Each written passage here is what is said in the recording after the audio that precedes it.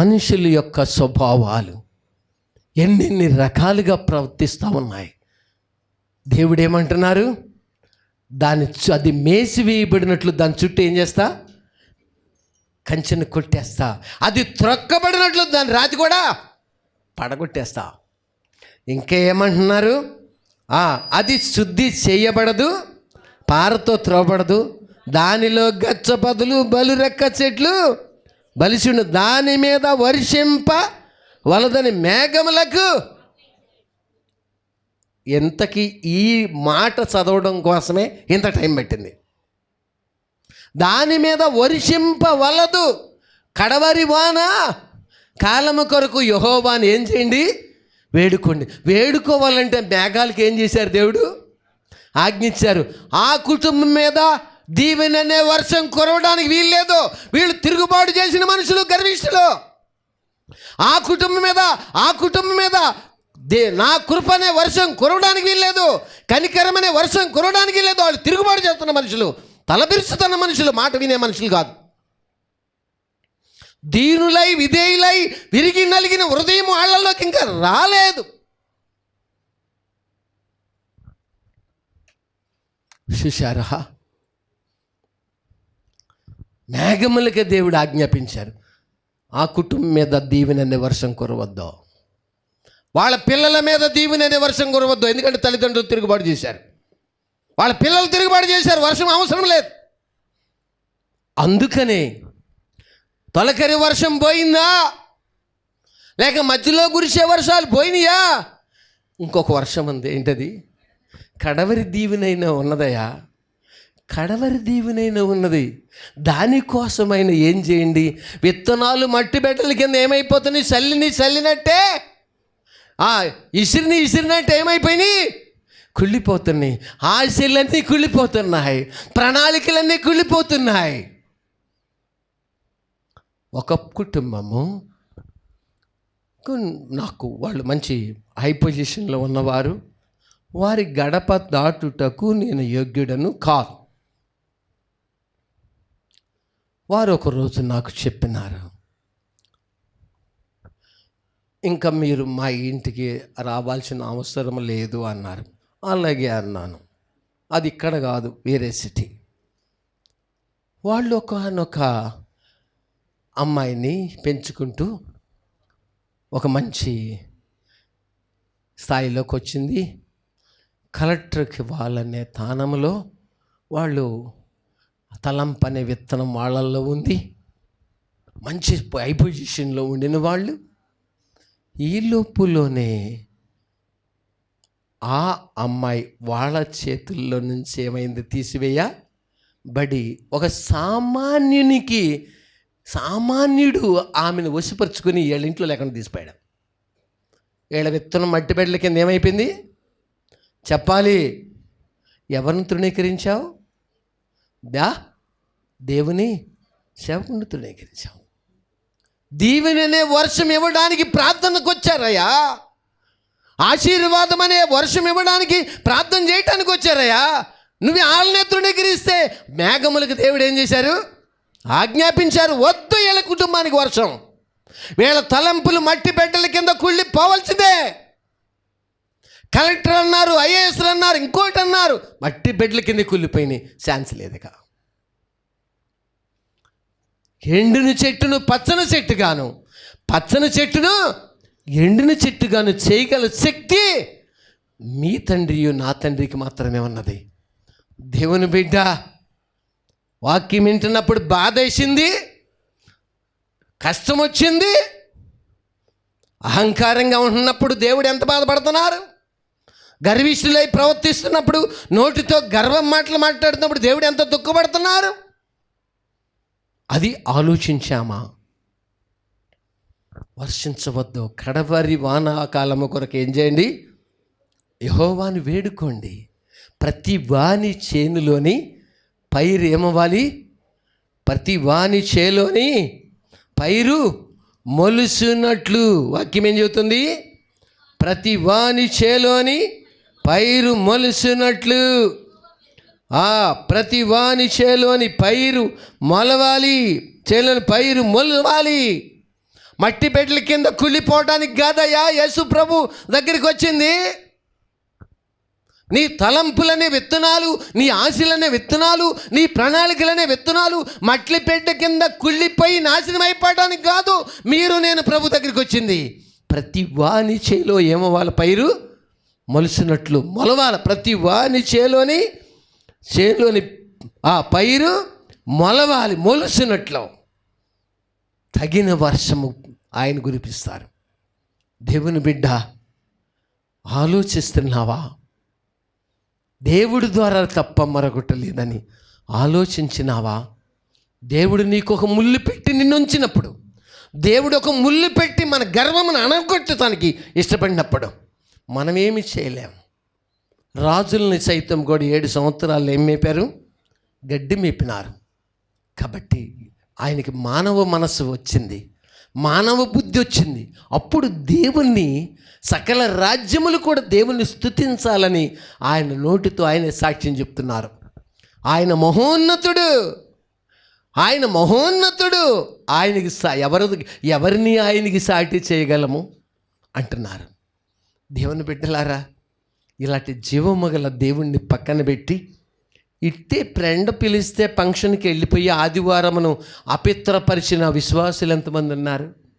ఆదివారమున పరిశుద్ధ దినమున ఏం చేయొద్దన్నారు? అపవిత్ర పరచవద్దు అంటే మనం రాకుండా ఉండడమే అపవిత్రపరచడం. ఇట్టి వారు విత్తనాలు ఏమైనాయి? మట్టి బిడ్డల కింద కుళ్ళిపోయినాయి అండి. దేవుడు నమ్మలేని ప్రవర్తన వాళ్ళు ప్రవర్తించారు. కారు ద్రాక్షలు కాస్తని అనుకోకుండా కారు ద్రాక్షలు కాసేసింది ఆ తోట. ఆలోచించు, నీ గురించి నువ్వు ఆలోచించు. శుక్రవారం వెళ్ళినప్పుడు మధ్యపాలెం చర్చిలో నాకు అసలు ఆకలి లేదు, నేను అసలు అన్నం తింటలేదు, చాలా కాలం నుంచి ఆకలి లేదు, అసలు నేను అన్నం తింటలేదు అని చెప్పేసి ఒక ఆవిడ వచ్చారు. సరే, ఎవరు పలహారం తెచ్చారు. పలహారం తెస్తే దాన్ని కొంచెం తీసుకుని, అదేంది పీసు మిఠాయి కొంచెం తీసుకుని ప్రార్థన చేసి నోరు తెరమని గొంతులో వేసాను. ఏం రావడానికి? ఆకలి రావడానికి. ఈరోజు వచ్చారు, అమ్మా ఆకలి అవుతుందా అన్నాను. అంటే ఏమన్నారు? చాలా ఆకలి అవుతుంది, ఇక తినండి. అతడు ప్రవక్త, అతడు నీ కొరకు ప్రార్థించు, అప్పుడు నువ్వేమవుతావు? బ్రతుకుతావు. ఆకలి లేని నీకు ఆకలి వస్తుంది, ఆకలి వస్తుంది. నమ్మినచో నాదు మహిమను చూతువు, నాదు మహిమను చూతువు, నమ్మనిచో నష్ట ముందేదవు, నమ్మనిచో నష్ట ముందేదవు, నమ్మేన చేర్చుదును మహిమలు, నమ్మేన చేర్చుదును నా మహిమలు, నీ కాలోచన నేను తెలిపేదను, నీకు నేను తోడై నడిపింతును, నీ కాలోచన నేను తెలిపేదను, నేనే నీ దేవుడను, నా పేరు యెహోవా, నేనే నీ దేవుడను, నా పేరు యెహోవా, నన్నెన్నడూ నీవు మరువరదు, నిన్నెన్నడూ నేను ఎడబాయను, నన్నెన్నడూ నీవు మరువరదు, నిన్నెన్నడూ నేను ఎడబాయను, నీ కాలోచన నేను తెలిపేదను, నీకు నేను తోడై నడిపింతును. ప్రియులారా, ఈ రోజున ఒక రోజున నా శరీరం కట్టిల్లాగా వంగకుండా అయిపోయే రోజు ఒకటి వస్తుందని తెలియక దేవుని సన్నిధిని అపవిత్రపరిచి దేవుని కోపాన్ని వాళ్ళ మీదకు వాళ్ళ పిల్లల మీదకు తెప్పించుకొని అపిత్రపరిచి ఎక్కడెక్కడికో పోయి ఆదివారాలు మిస్ అయ్యి అక్కడేదో చర్చ్ ఉంది వెళ్ళిపోయానని సాగులు చెప్పి అక్కడేదో కాసేపు అటెండ్ చేసి ఒకసారి లుక్కేసి అక్కడ కూడా వెళ్ళానని చెప్పి, అంటే ఆకలి అయ్యే వ్యక్తికి ఎక్కడో ఉగ్గినుడు నీళ్లు గొంతులు బూత్ ఆకలి తీరుతా? తినాల్సిన చోట ఏం చేసావు? తినాల్సిన చోట తినకుండా ఎక్కడ పరిగెత్తావు, అక్కడ ఉగ్గినుడు తాగాను అంటున్నావు. నీ కూతురు చదువుకోవటానికి ఏదో పట్టణం వెళ్ళింది, స్టేషన్లో దిగి నేను రేపు వస్తాలే మమ్మీ, నేను మన సిటీలోనే ఉన్నాను, ఇంటికి రావాలి కదా అంటే, ఇక్కడ ఫ్రెండ్ ఉంది వాళ్ళ ఇంటి దగ్గర ఉంటానంటే నువ్వేమంటావు? సంవత్సరం నుంచి రాలేదు, ఇప్పుడు ఆ ఇంటికి వెళ్తున్నావేంటే నువ్వెంత బాధపడతావు ఆలోచించవు. వారం రోజులు అక్కడే ఉంది, మమ్మీ నాకు టైం అయిపోయింది, వాళ్ళు తొందరగా రమ్మని కాల్ చేశారు, నేను వెళ్ళిపోతున్నాను, ఏమనుకోవద్దు, మళ్ళీ వచ్చినప్పుడు ఖచ్చితంగా వస్తాను, వెళ్ళిపోతే నువ్వేమనుకుంటావు? నీ తండ్రి నీ గురించి ఇలా ఎన్నిసార్లు బాధపడుతున్నారో నువ్వు చేసే పనికి, నువ్వు అనుసరిస్తున్న ప్రవర్తన చూసి. అందుకని క్రమంగా గోడను తీయటమో కంచెను తీయటమో చేయాల్సి వస్తుంది. ఎందుకంటే నువ్వు పరిచయం చేయటానికి లోపట్లా, నేను చేయటం ఏంటి, నా స్థాయి ఏంటి అంటున్నావు. ఎందుకంటే చేతికి 4 ఉంగరాలు వచ్చినాయి, చేతులకు బంగారం వచ్చింది, మెళ్ళకి బంగారం వచ్చింది, నాకేంటి అంటున్నావు. కంచె తీసేస్తే అన్నీ ఊడిపోతాయి.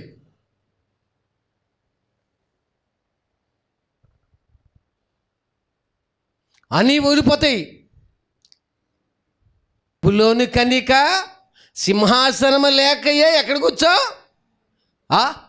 నేల మీద కూర్చుని ఏం చేయి, తిరగలి విసురు, నేల మీద కూర్చో. బబులోను కన్యక సింహాసనం లేదు, ఇక్కడ నేల మీద కూర్చో. కాబట్టి మనిషి యొక్క స్థితిని ఎంత సులువుగా దేవుడు మార్చేస్తున్నారు.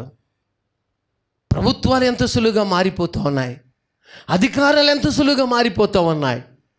మనుషులు అనుకున్నది వేరు, అధికారాలు వచ్చింది వేరుకి ఎంత సులువుగా మార్చేస్తున్నారు. దేవుని బిడ్డ, నీ చేతిలో నా చేతిలో ఏమీ లేదు, ఆ దేవుడే చేయాలి.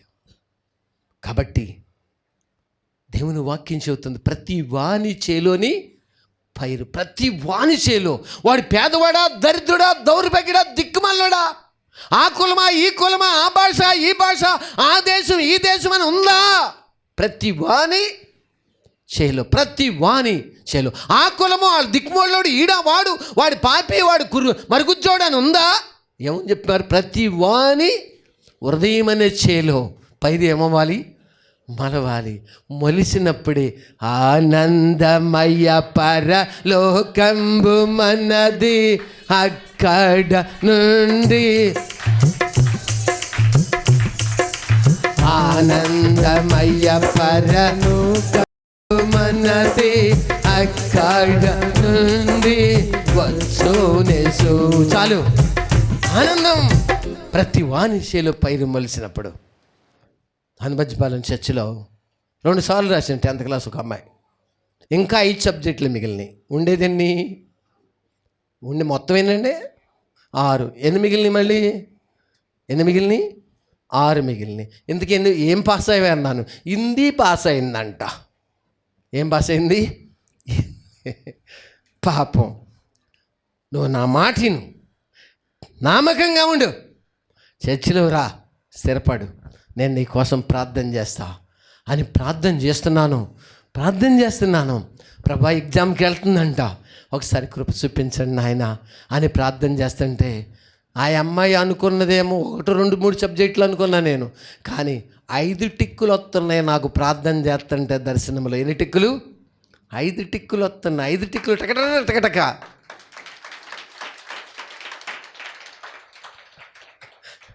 నీకు టిక్కులు రాలేదా? 5 టిక్కులు వచ్చినాయి.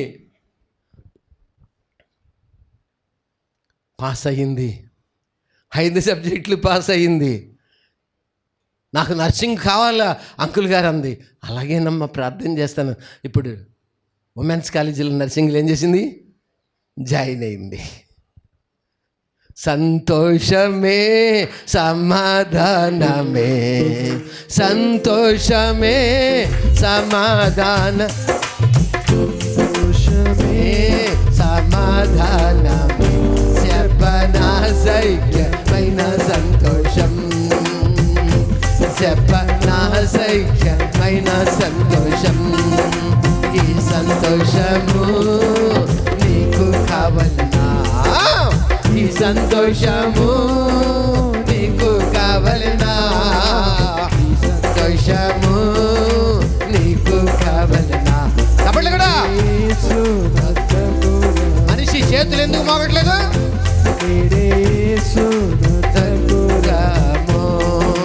సంతోషమే సమాధాన, సంతోషమే సమాధానమే, సంతోషమే సమాధానమే, చెప్పనాశక్యమైన సంతోషం, చెప్పనాశక్యమైన సంతోషం.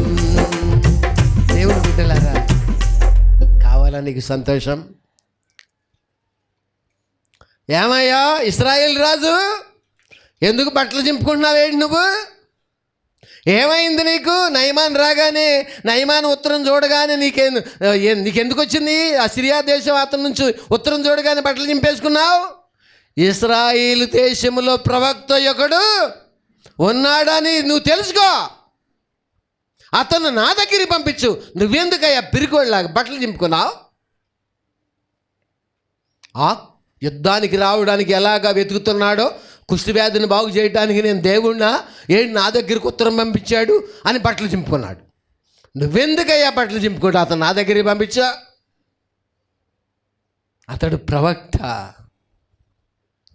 పిల్లల్ని సంఘానికి దూరం చేసి వాళ్ళని నువ్వు వ్యభిచారులుగా చేస్తావు. పిల్లల్ని సంఘానికి దూరం చేసి, యవనస్తురాళ్ళని సావాసానికి దూరం చేసి వాళ్ళని భ్రష్టులుగా చేసే తల్లిదండ్రులు మన ఫెలోషిప్లో ఉన్నారు.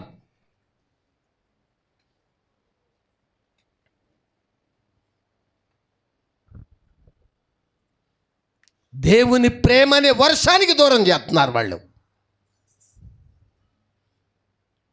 తలుపులేసి బిగించి కఠినపరుచుకున్నావా?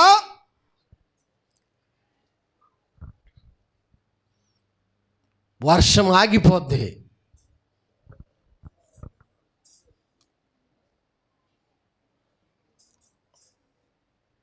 దేవుని బిడ్డ, ప్రతి వాణి చేనులోని పైరేమవ్వాలి? మొలవాలా. నీ ఆశలు ఏంటో అవి మొలవాలా. నీ పరిస్థితి ఏంటో అది మొలవాలా. నీ చిన్న తలంపో పెద్ద తలంపో, నీ విత్తనాలు ఏంటో అది మొలవాలా.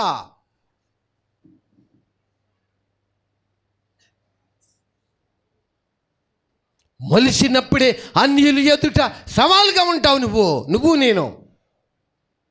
పాస్టర్ గారు ఇల్లు కట్టడం ఏంటి? ఆ ఇల్లు ఎందుకు? అన్ని గదులు ఎందుకు? ఇదెందుకు?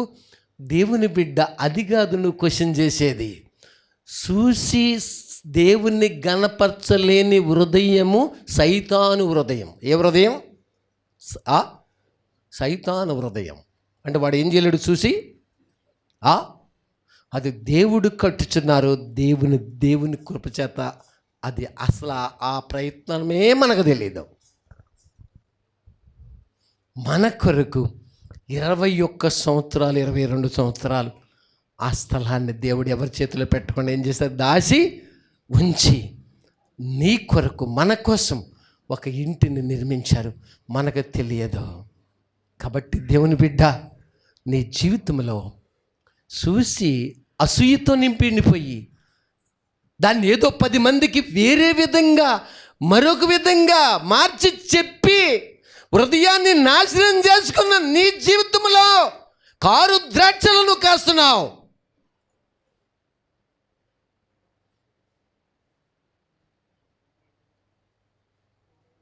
హృదయాన్ని నాశనం చేసుకుంటున్నావు నువ్వు.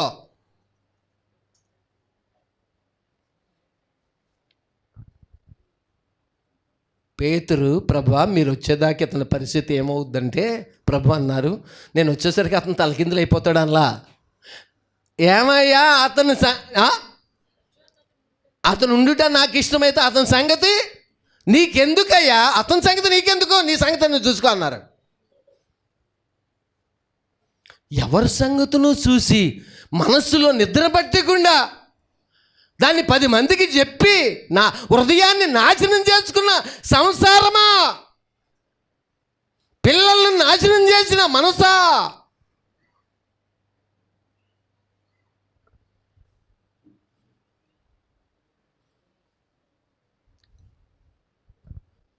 దేవుణ్ణి గణపరచు. ఎవరిని? నన్ను కాదు, ఎవరిని గణపరచు? నీ అభివృద్ధి అందరికీ తేటగా ఏం చేయమన్నారు? కనబడనిమ్మో. నాకు తెలీదు అసలు ఆ ప్రణాళిక.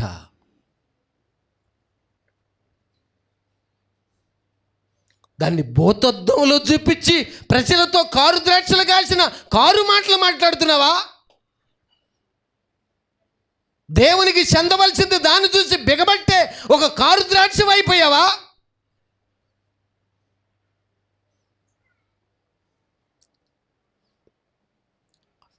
దేవునితో పనిది. మేఘములకే దేవుడు ఆజ్ఞిస్తారు.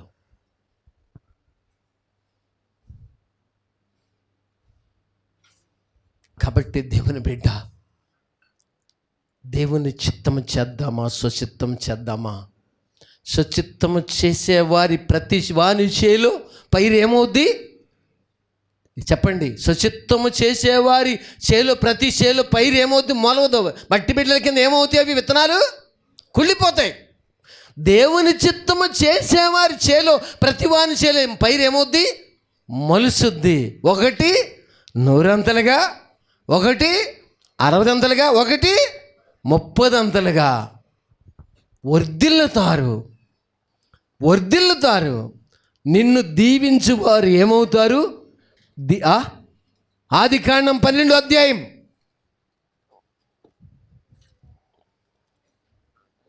3వ వచనం. నిన్ను ఆశీర్వదించు వారిని ఆశీర్వదించేదను, నిన్ను దూషించు వారిని శపించేదను. అంతే. నిన్ను ఆశీర్వదించే వారిని ఏం చేస్తారు? ఆశీర్వదిస్తా. అబ్రహాముకి దేవుడిచ్చిన వాగ్దానం. దేవుని బిడ్డ, నేను వచ్చే వరకు అతడుండుట నాకు ఇష్టమైతే అతని సంగతి నీకెందుకు? ఆ విషయాలు నీకెందుకు?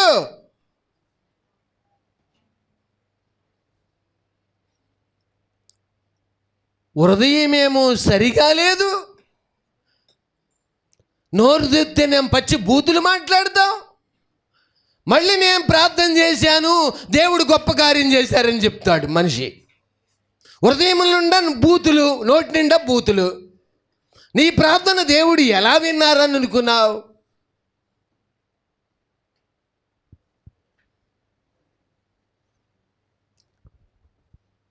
నోరు తెరిసన్ని బూతులే. విశ్వాస లక్షణాలు అక్కడ లేవే.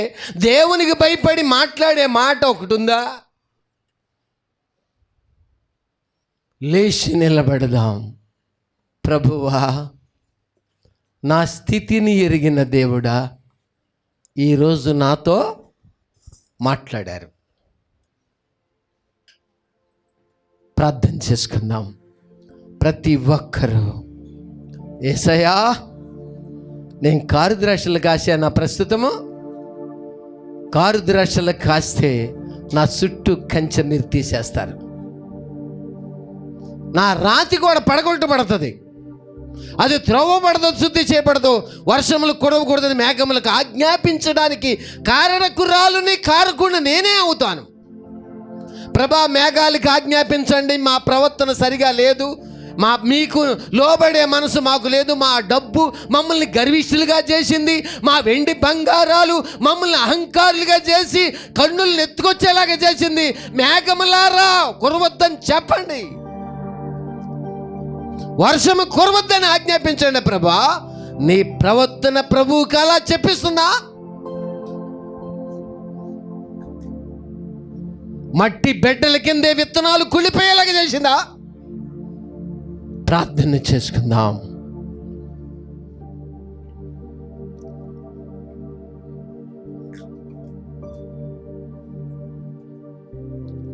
ప్రార్థన చేసుకుందాం.